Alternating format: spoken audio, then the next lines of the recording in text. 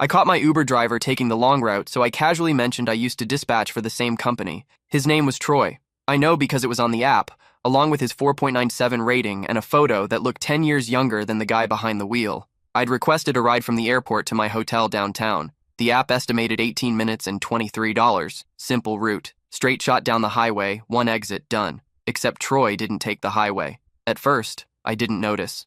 I was exhausted from a 6-hour flight, responding to work emails, barely paying attention to where we were going.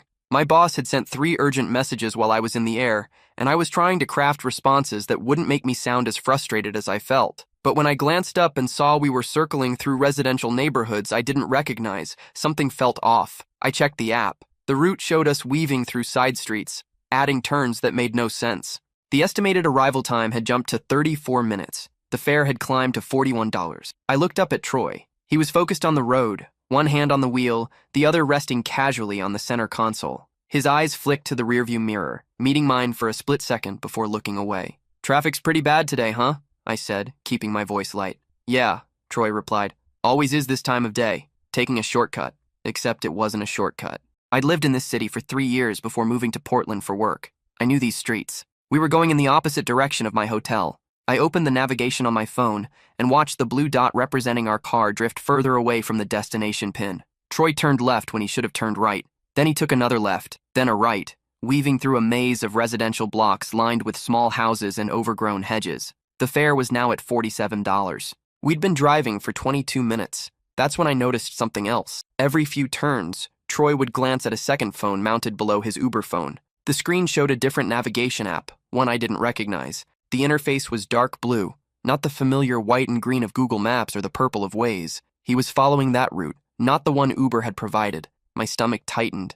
I'd heard about this scam before. Drivers taking longer routes to inflate fares, hoping passengers wouldn't notice or wouldn't complain. During my time at dispatch, we dealt with dozens of complaints about it, but I'd never experienced it myself, and I'd certainly never expected it to be this blatant. I leaned forward slightly, just enough to make my presence known. "You know," I said conversationally, "I used to dispatch for Uber, back in 2019. Troy's shoulders tensed. His hand tightened on the wheel. "Oh yeah?" he said, his voice carefully neutral. "Yeah, did it for 2 years. Learned a lot about how the system works. Route optimization, fare calculations, all that stuff." Troy said nothing. He turned left again, taking us down another residential street. A dog barked from behind a chain-link fence. The fare hit $52. "I got pretty good at spotting when drivers were gaming the system," I continued. "There are patterns, you know? Specific behaviors that trigger automatic reviews, like taking routes that are more than 30% longer than the suggested path, or making more than 5 unnecessary turns. The algorithm flags those trips automatically." His eyes met mine in the rearview mirror again. This time, they didn't look away. "You accusing me of something?" Troy asked, his tone shifting from neutral to defensive. "Just making conversation," I said. "But since you asked, yeah, I'm accusing you of something. You've taken at least 7 unnecessary turns in the last 10 minutes. We should have been at my hotel 12 minutes ago." Troy's jaw clenched. "Like I said, traffic. There's no traffic. And you're not following the Uber route. You're following whatever's on that second phone." His hand moved toward the phone mount, as if instinctively wanting to hide it, but he stopped himself. "I don't know what you're talking about." "Sure you do. So, here's what's going to happen. You're going to take the next right, get on the highway, and drive straight to my hotel. And when we get there, I'm going to report this ride and request a fare review. Uber's algorithm will flag the route as suspicious, they'll pull the GPS data, and they'll see exactly what you did." I paused, letting that sink in. "They'll also see that second phone in your mount, and they'll want to know what app you were using, because whatever it is, it's not approved by Uber, which means you're in violation of your driver agreement, which means your account gets deactivated permanently." Troy didn't respond. He just kept driving, his knuckles white on the steering wheel. I could see the muscles in his jaw working, grinding his teeth. We sat in silence for 30 seconds that felt like an hour. The only sound was the hum of the engine and the occasional whoosh of a car passing in the opposite direction. Then Troy signaled right and merged onto the highway. The correct highway, finally heading toward my hotel. The fare stopped climbing. We drove in tense silence for 3 minutes. I kept my eyes on my phone, watching the route normalize, watching the estimated arrival time drop back down to something reasonable. Then Troy exited, made 2 turns, and pulled up in front of my hotel. The trip had taken 29 minutes total. The fare, $56. I grabbed my suitcase from the trunk and closed the door. Through the window, I could see Troy staring straight ahead, his jaw still clenched. He didn't look at me, didn't say goodbye, just sat there, hands gripping the wheel. I pulled out my phone and opened the Uber app to leave a review. That's when I noticed something that made my blood run cold. Troy's profile picture wasn't just old. It was a completely different person. The photo showed a man in his early 30s with dark hair and a clean-shaven face, wearing a blue button-down shirt and smiling at the camera. The guy who'd just driven me was easily in his 50s, graying at the temples with a thick beard and weathered skin that spoke of too many cigarettes and not enough sleep. I looked back at the car. Troy was still sitting there, watching me through the rearview mirror. Our eyes met. He didn't blink. My hands started shaking. This wasn't just fare fraud. This was identity fraud. Someone was using another person's Uber account to pick up passengers, which meant the person in that car wasn't Troy at all. He was someone else entirely, someone who'd somehow gotten access to a legitimate driver's account and was using it to scam people. And he knew that I knew. I stepped back from the curb, my suitcase rolling beside me, and walked quickly into the hotel lobby. My heart was pounding so hard I could hear it in my ears. I glanced back through the glass doors. Troy's car was still there, idling at the curb, just sitting there, waiting. For what? At the front desk, I checked in as fast as possible, barely listening to the receptionist's welcome speech about the complimentary breakfast and the pool hours. I kept looking over my shoulder, expecting to see Troy walking through the doors, but he didn't. After 5 minutes, his car finally pulled away, disappearing around the corner. I exhaled for what felt like the first time in 10 minutes. In my room, I sat on the bed and opened the Uber app again. My hands were still shaking. I reported the ride for fraud, selected driver doesn't match photo, and submitted a detailed complaint. I described the unnecessarily long route, the second phone with the strange navigation app, and the fact that the driver looked nothing like the profile picture. Then I called Uber's support line. The representative sounded bored when she answered, "Thank you for calling Uber. How can I help you?" "I just had a ride where the driver didn't match the profile photo. He also took a fraudulent route to inflate the fare." There was a pause. I could hear her typing. "I'm sorry to hear that. Can you provide the trip details?" I gave her the information. The driver's name, the date and time, the pickup and drop-off locations. She put me on hold. Elevator music played. Some generic instrumental version of a song I couldn't quite place. 3 minutes later, she came back. Her tone had changed slightly. Less bored, more alert. "I see the trip in question. I'm escalating this to our fraud investigation team. You'll receive a full refund within 3 to 5 business days." "That's it?" I asked. "This guy's out there picking up other passengers right now. The account will be flagged for review. If our investigation confirms fraud, the account will be deactivated." "How long does that take?" "It depends on the complexity of the case, usually 24 to 48 hours. So he can keep driving for 2 more days? He can keep scamming people?" "I understand your concern, but we have to follow protocol. The driver has the right to respond to allegations before we take action, even when the driver isn't who he says he is." Another pause. "I've noted your concerns in the case file. The fraud team will prioritize this. Is there anything else I can help you with today?" I wanted to scream. I wanted to explain that this wasn't just about getting my money back. This was about stopping someone who was actively committing fraud. But I could hear in her voice that she was already moving on to the next call. "No," I said. "That's all." I hung up, frustrated. 2 days felt like an eternity. How many other people would Troy, or whoever he was, scam in that time? How many would even notice? Most people didn't know the city well enough to realize they were being taken on a fraudulent route. Most people just paid the fare and moved on with their lives. I tried to put it out of my mind.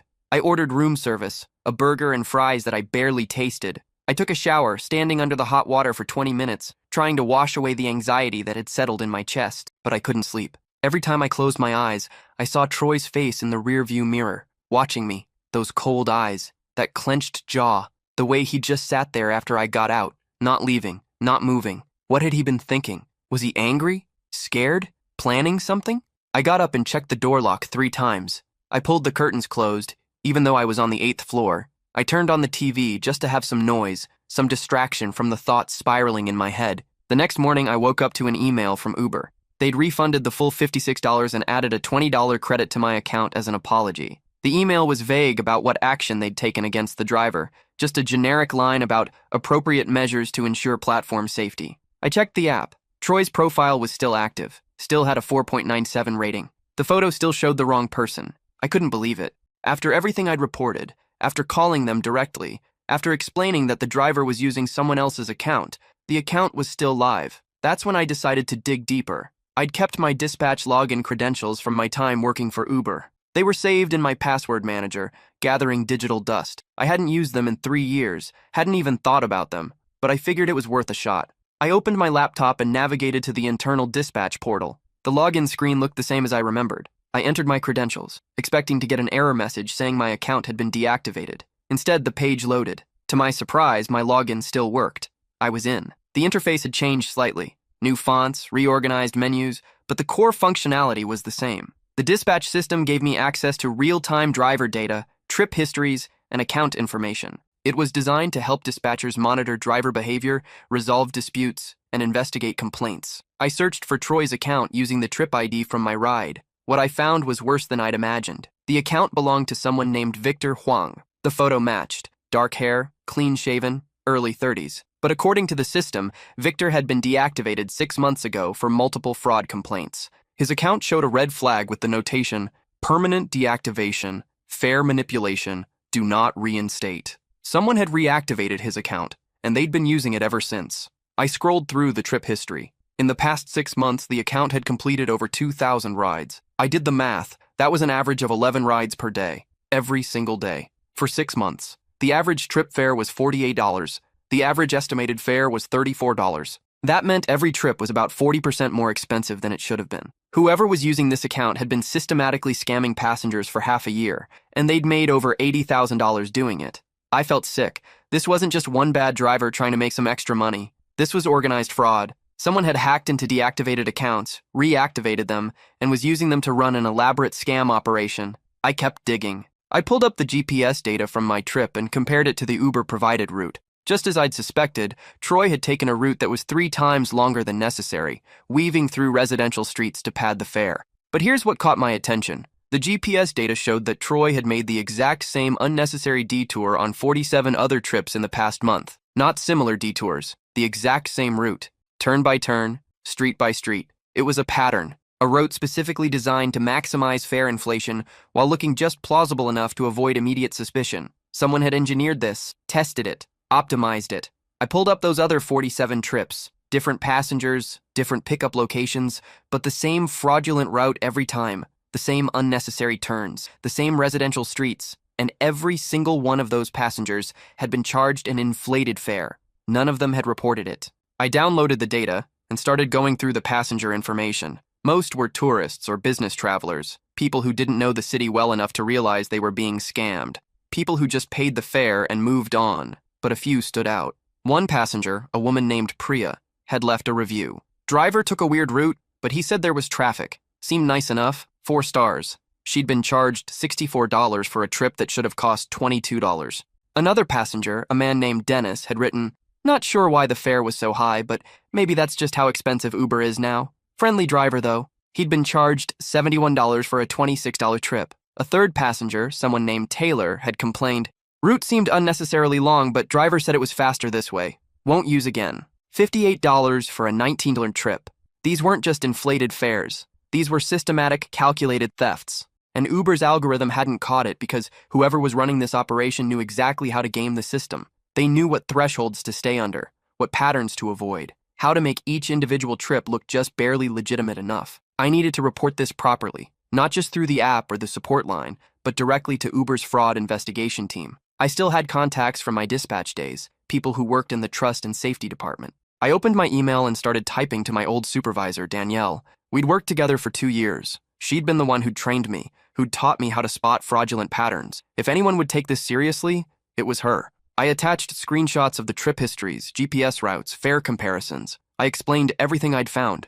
The deactivated account that had been reactivated, the 2,000 fraudulent trips, the $80,000 in stolen fares. I laid it out methodically, the way I'd been trained to document incidents when I worked there. I hit send at 2:47 p.m. She responded at 3:31 p.m. "Holy shit, this is bigger than you think. We've been tracking a fraud ring for months, but we couldn't figure out how they were reactivating deactivated accounts. You just gave us the missing piece. Can you come to the office tomorrow? We need you to walk us through exactly what you found.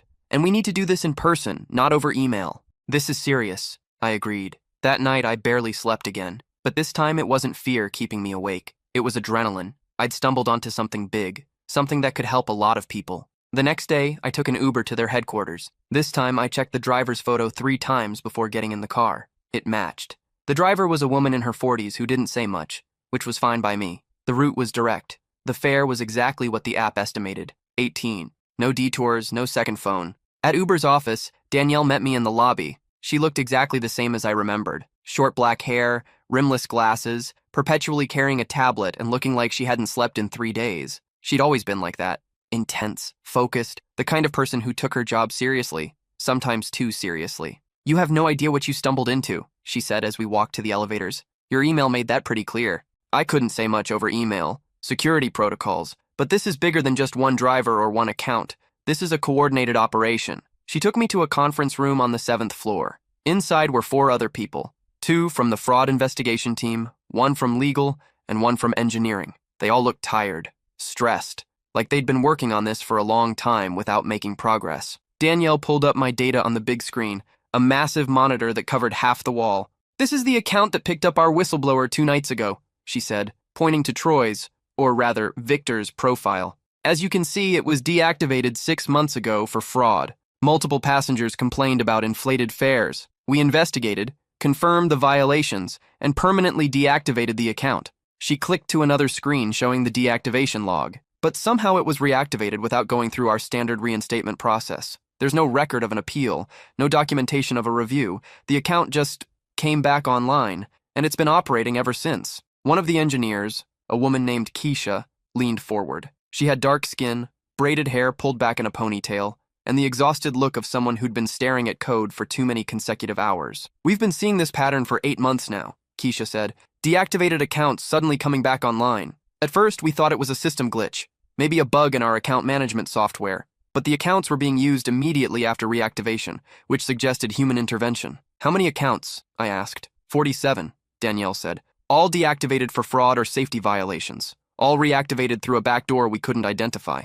And all generating suspiciously high fares." The legal representative, a man named Howard, spoke up. He was older, probably in his 50s, with gray hair and the careful way of speaking that comes from years of worrying about liability. "The total financial impact is estimated at $2.3 million over 8 months. We're looking at organized fraud on a massive scale, and the legal exposure is significant. If this becomes public before we can resolve it, we're facing class action lawsuits, regulatory investigations, and a catastrophic hit to consumer trust." I felt my stomach drop.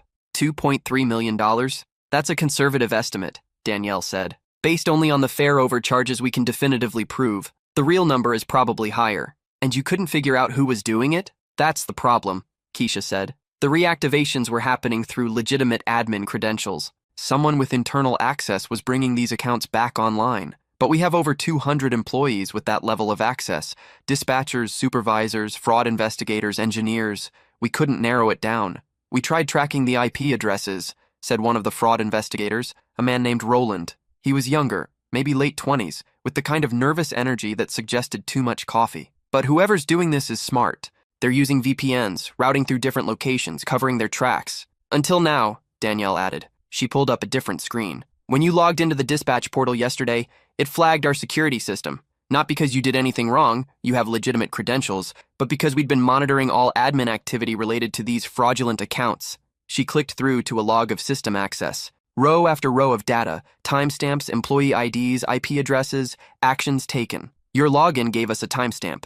And when we cross-referenced it with the reactivation logs, we found something interesting. Another screen appeared. It showed a list of account reactivations, each with a timestamp, an employee ID, and a location. "Every single reactivation was done by the same person," Danielle said. "Employee ID 4782, someone who's been with the company for 5 years. Someone in the trust and safety department, someone we trusted completely." She pulled up a profile photo. I recognized him immediately. It was Glenn from the trust and safety team. I'd worked with him during my dispatch days. He'd been the one who taught me how to spot fraudulent driver behavior, how to read GPS data, how to identify patterns in trip histories. He'd trained me. "Glenn's been running this operation the entire time," Danielle said, her voice hard. "He reactivates deactivated accounts, gives them to people he recruits, probably taking a cut of the profits, and then uses his position to suppress fraud reports before they get escalated. That's why my report didn't trigger an immediate deactivation," I said. "Exactly. Glenn was filtering reports. If a passenger complained, he'd issue a refund and close the case before anyone else saw it. The passengers got their money back, so they didn't push further. They had no reason to. And the fraudulent accounts kept operating." I felt sick again. All those passengers who'd complained, Priya, Dennis, Taylor, they'd all gotten refunds. They'd all thought the problem was solved. They had no idea the driver was still out there, scamming other people. "How did he recruit the drivers?" I asked. Roland pulled up another screen. We think he's targeting people who need money desperately, probably through online forums or community groups, places where people post about financial struggles, unemployment, evictions. He offers them a way to make extra cash by driving for Uber using these reactivated accounts. They don't ask questions because they need the income. The drivers following the fraudulent routes aren't necessarily doing it knowingly, Keisha added. Glenn's been providing them with a modified navigation app that automatically routes them through these inflated paths. They think they're just following GPS. They don't realize the routes are designed to scam passengers. I thought about Troy, the second phone mounted below his Uber phone. That dark blue interface. That must have been the modified navigation app. So Troy, or whoever that driver was, might not have known he was scamming me? Possibly, Roland said. Though at some level, they have to suspect something's wrong. The fares are consistently higher than normal, and passengers occasionally complain. But Glenn's been protecting them, issuing refunds and closing cases so they keep driving. They're probably thinking, hey, if it was really wrong, I'd get in trouble, Danielle said. But Glenn makes sure they don't, so they keep doing it. Where's Glenn now? I asked. Danielle's expression hardened. Her jaw set in that way it used to when we had to deal with particularly difficult cases. That's the problem. We confronted him this morning with the evidence, brought him into a conference room with HR and legal. He denied everything at first, said the logs must be wrong, said someone must have stolen his credentials. But when we showed him the full extent of the data, all 47 accounts, all the reactivation timestamps matching his employee ID, all the IP addresses traced back to his home and his office computer, he stopped talking, just sat there. Then he said he wanted to speak to his lawyer. We couldn't stop him, Howard said. He wasn't under arrest. We're not law enforcement. We suspended him immediately, revoked his system access, and called the police to report the fraud. But he disappeared during his lunch break, Danielle continued. Said he was going to get his lawyer's contact information from his car. Never came back. He's not answering his phone. He's not at his apartment. We've reported him to the police, but he's got at least a 6-hour head start. My heart was racing. So he's just gone? For now. The police have issued a warrant. They're checking airports, bus stations, border crossings. But he could be anywhere. Howard spoke up again. We're also dealing with a major liability issue. If this goes public before we can control the narrative, we're looking at lawsuits, regulatory investigations, and a catastrophic hit to consumer trust. The media would have a field day with this. Uber executive runs massive fraud ring from inside the company, Roland said, his voice bitter. That's the headline. That's what destroys us. So what happens now? I asked. We're deactivating all 47 compromised accounts immediately, Danielle said. We're contacting every passenger who was affected and offering full refunds plus compensation. And we're implementing new security protocols to prevent this from happening again. 2-factor authentication for all admin actions, Keisha said. Mandatory audit logs that can't be deleted or modified. Separation of duties so no single person can both reactivate accounts and close fraud reports. What about the drivers who were using the accounts? I asked. That's complicated, Roland said. Some of them might be victims themselves, recruited by Glenn, and given fraudulent tools without fully understanding what they were doing. Others might be complicit. We're investigating each case individually. We need to identify them first, Danielle said. Most of them were using the legitimate driver's identity, so we don't even know their real names.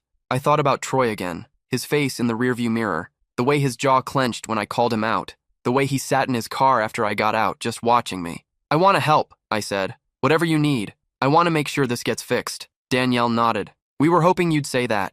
We need you to document everything from your ride. The exact route, the conversation, the second phone you saw, everything. It's going to be used as evidence in both our internal investigation and the criminal case against Glenn. I spent the next 4 hours in that conference room going through every detail. They recorded my statement, had me mark up maps showing exactly where Troy had turned, where he deviated from the route. They asked me to describe the second phone, the navigation app, the interface. What color was it? What did the icons look like? Did I see any text on the screen? They cross-referenced my account with the GPS data, matching my memory to the digital trail. They showed me screenshots of other trips that had used the same fraudulent route, asking if anything looked familiar. By the time I left, it was dark outside. My head was pounding. I'd drunk 4 cups of coffee and hadn't eaten anything since breakfast. Danielle walked me to the lobby. You did good, she said. A lot of people would have just complained and moved on. You actually followed through. I couldn't let it go, I said. It felt too wrong. That instinct is why you were a good dispatcher, she said,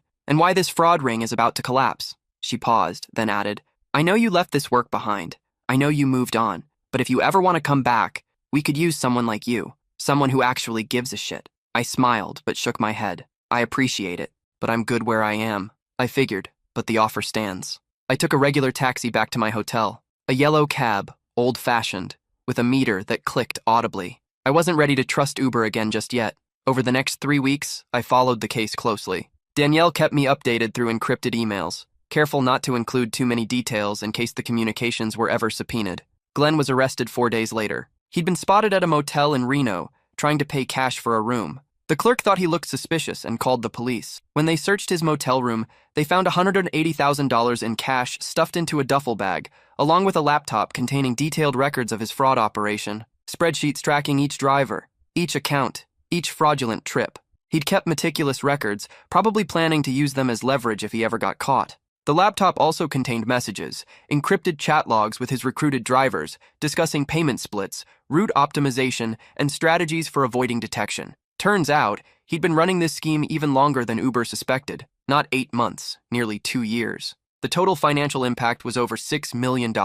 He'd recruited 73 drivers across 5 cities, not just in my city, but in San Francisco, Los Angeles, Seattle, and Portland, all of them using reactivated accounts, all of them following his modified navigation app, all of them taking longer routes to inflate fares. Some of the drivers were complicit and knew exactly what they were doing. They'd split the profits with Glenn, 60-40 in his favor. They'd been making thousands of dollars a month, sometimes more than legitimate drivers made working twice the hours. Others, like Troy, seemed to be semi-aware, but chose not to ask questions because the money was good. Troy, whose real name was Leonard Briggs, was arrested 2 days after Glenn. The police tracked him down through the vehicle registration. The car he'd been driving wasn't even his. It belonged to his sister, who had no idea he was using it to commit fraud. During his interrogation, Leonard admitted that Glenn had recruited him through a Facebook group for people struggling financially. The group was called Side Hustles and Extra Income and had over 40,000 members. Glenn would private message people who posted about needing money,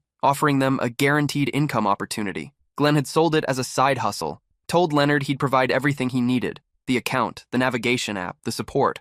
All Leonard had to do was drive and follow the GPS. Glenn even sent him videos explaining how to answer passengers' questions, how to sound confident when explaining the route, how to deflect concerns. Leonard claimed he didn't realize he was scamming people. He said he thought the navigation app was just optimized for fuel efficiency or something, but the prosecutors didn't buy it. The app had a dashboard that showed fare estimates versus actual fares. Leonard could see he was charging passengers 2 to 3 times what trips should cost. He'd made over $40,000 in 3 months. At some point, he had to have known. Uber settled with all the affected passengers, over 8,000 people across 5 cities. Some had taken just one fraudulent trip. Others had taken multiple rides with different drivers in Glenn's network, getting scammed over and over without realizing it. I received a personal call from someone named Jennifer Chen, Uber's VP of Trust and Safety. She apologized profusely, thanked me for bringing the fraud to light, and offered me compensation beyond the standard refund. Then she offered me a job. "We need people like you," she said. "People who understand the systems well enough to spot when something's wrong.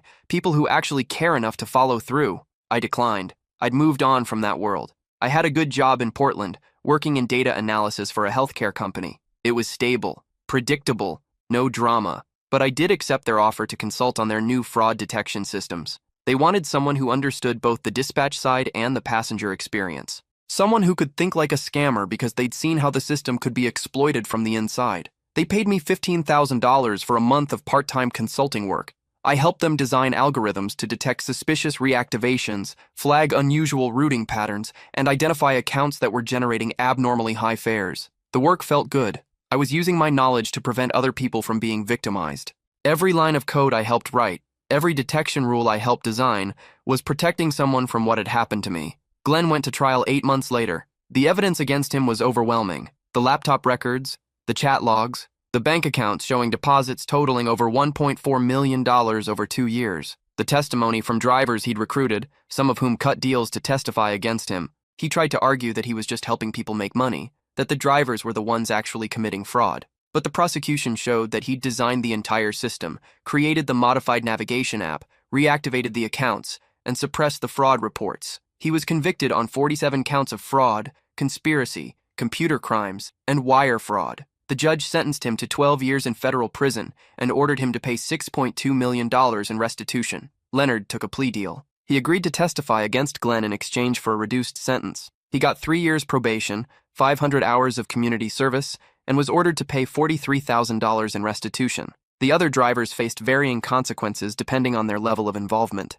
Some went to prison, the ones who'd been actively participating, who'd known exactly what they were doing and had made hundreds of thousands of dollars. Others got probation, the ones like Leonard, who'd been recruited and manipulated but should have known better. A few were determined to be genuine victims of Glenn's manipulation and had their charges dropped.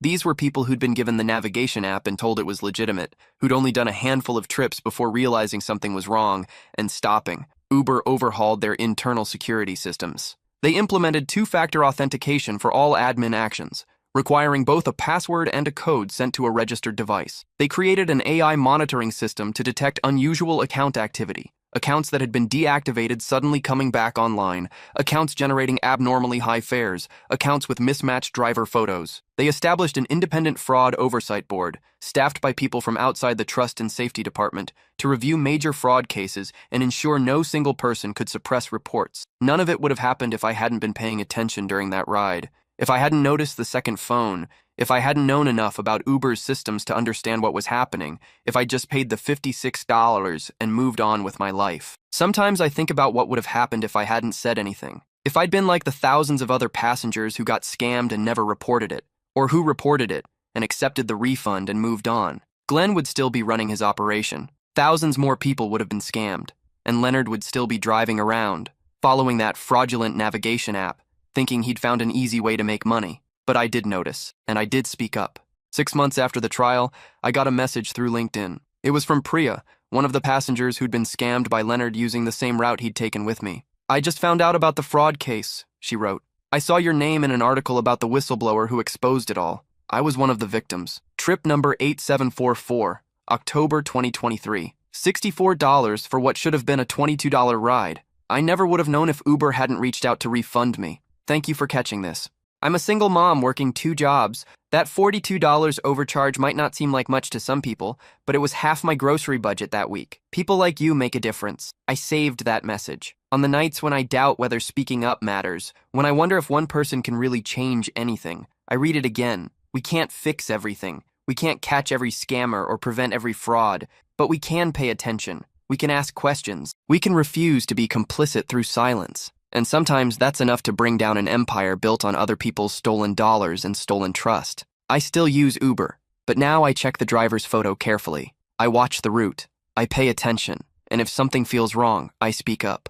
Because if I learned anything from that ride with Troy, it's this. The system only works when people care enough to call out the truth, even when it's uncomfortable. Especially when it's uncomfortable. A year after Glenn's conviction, I was back in the city for a work conference. I needed a ride from my hotel to the convention center. I opened the Uber app, requested a ride, and watched the car approach on the map. The driver's name was Patricia, 5-star rating. Photo showed a woman in her 40s with a warm smile. When the car pulled up, I checked the license plate. Matched. I checked the photo. Matched perfectly. Same woman, same smile. I got in. "Convention center?" Patricia asked. "Yes, please." She took the direct route. Highway entrance 2 blocks away. Straight shot down the interstate. 1 exit. Perfect. The fare came out to $14, exactly what the app had estimated. As I was getting out, Patricia said, "Have a great day at your conference." "Thank you. You too." She smiled and drove away. The system was working. Most of the time, with most drivers, it worked exactly as it should. Glenn had been an aberration, a cancer that had been cut out. But I still checked. I still paid attention. Because you never know when the next Glenn might be out there, gaming the system, counting on people not to notice. That evening, after the conference sessions ended, I had dinner with Danielle. She was in town for a trust and safety summit, and we'd agreed to catch up. We met at a small Italian restaurant near the waterfront, the kind of place with checkered tablecloths and candles and wine bottles. "You look good," Danielle said. "Portland treating you well?" "It is. The work's interesting. The company's good. No drama," she laughed. "Unlike here. How are things? After everything?" "Better. The new security protocols are working. We've caught 3 attempted account reactivations in the past 6 months, all flagged immediately, all investigated, all shut down before any fraudulent trips could happen. That's good. It is. And the independent oversight board is making a real difference. We're not just trusting one person's judgment anymore. Every major case gets reviewed by multiple people from different departments." She took a sip of wine. "We've also started doing random audits of closed fraud cases, making sure refunds were issued properly, making sure patterns weren't being overlooked. It's caught a few things. Nothing on Glenn's scale, but still important." "That's really good," I said. "It's because of you," Danielle said. "You know that, right? All of this, the new protocols, the oversight board, the audits, it all came from what you uncovered." I didn't know what to say to that. I'm serious, she continued. Jennifer Chen told the board that if one passenger hadn't been paying attention, hadn't known enough to recognize what was happening, Glenn would still be operating. We estimated he would have stolen another $4 million over the next year before the pattern became obvious enough for us to catch. I just did what anyone would do. No, Danielle said firmly. Most people wouldn't. Most people would have complained, gotten their refund, and moved on. You dug deeper. You used your knowledge. You followed through. She paused. That's rare, and it matters. We spent the rest of dinner catching up on normal things. Her new apartment, my new city, shared memories from our dispatch days. It felt good to reconnect with someone who understood that world. As we were leaving, Danielle said, "You know, the consulting offer is still open. We could always use your insight." I smiled. I'll think about it. And I did think about it. Over the next few weeks, I thought about it a lot. I'd left the rideshare industry because I was burned out. The constant complaints, the difficult drivers, the passengers who lied, the moral ambiguity of deciding whose story to believe. It had worn me down. But what I'd done with the fraud case, that felt different. That felt like I'd made a real difference. Not just resolving one dispute or issuing one refund, but actually changing the system for the better. 2 months later, I accepted a part-time consulting position with Uber. Remote work, flexible hours, focused specifically on fraud prevention and detection. I could keep my day job and do this on the side. It's been 3 years now. I've helped them catch 6 more fraud operations. Nothing as big as Glenn's, but still significant. A driver in Miami who was using fake surge pricing screenshots to trick passengers into paying cash. A dispatcher in Chicago who was creating phantom rides and pocketing the fares. A regional manager in Phoenix who was taking kickbacks from drivers in exchange for ignoring safety complaints. Each case is different. Each one requires digging through data, spotting patterns, understanding how people are exploiting the system's weaknesses. And each time we catch someone, I think about Priya, about her $40 grocery budget, about all the people who were being stolen from without even knowing it. Last month, I got another LinkedIn message, this one from Dennis, the passenger who'd written that review about not understanding why his fare was so high. "I know this is years late," he wrote, "but I wanted to thank you. I read about the fraud case in 2023. I was one of the victims. 3 different trips. All overcharged. I never connected the dots until Uber reached out. The refunds they sent helped, but more than that, it helped to know someone cared enough to catch it. Thank you." I added his message to the folder where I keep Priya's, reminders of why this work matters. My friends sometimes ask me why I bother, why I spend my evenings and weekends analyzing trip data and GPS routes when I could be doing anything else. I tell them about that ride with Troy, about the second phone and the fraudulent route, and the moment I realized something was deeply wrong. I tell them about Glenn and the $6 million he stole, and the 73 drivers he recruited, and the thousands of passengers who were scammed. I tell them about Priya's grocery budget, and Dennis's confusion, and all the people who trusted the system and got betrayed. And I tell them that if I can prevent even one person from going through what they went through, it's worth it. Because the truth is, most fraud doesn't get caught. Most scammers operate for years before someone notices. Most victims never even realize they've been victimized. The system only works when people pay attention, when people care enough to ask questions, to dig deeper, to follow through even when it's inconvenient. That's what I learned from Troy, or Leonard, or whatever his name was. That ride cost me $56 and gave me a sense of purpose I didn't know I was missing. Sometimes the best thing you can do is refuse to look away. Refuse to accept that something's wrong just because fixing it is hard. Refuse to be the person who shrugs and moves on. The world needs more people who notice when something's off, who speak up even when it's uncomfortable, who follow through even when it's difficult. I try to be that person, not always successfully, but I try. And 3 years later, I'm still checking driver photos, still watching routes, still paying attention, because you never know when you might catch the next fraud, the next scam, the next person who's counting on everyone else being too busy or too tired or too distracted to care. And when you do catch them, when you shine a light on what they've been doing in the shadows, you're not just helping yourself, you're helping every single person who comes after you. That's worth $56. That's worth staying up late analyzing GPS data. That's worth sending encrypted emails to fraud investigators. That's worth refusing to look away.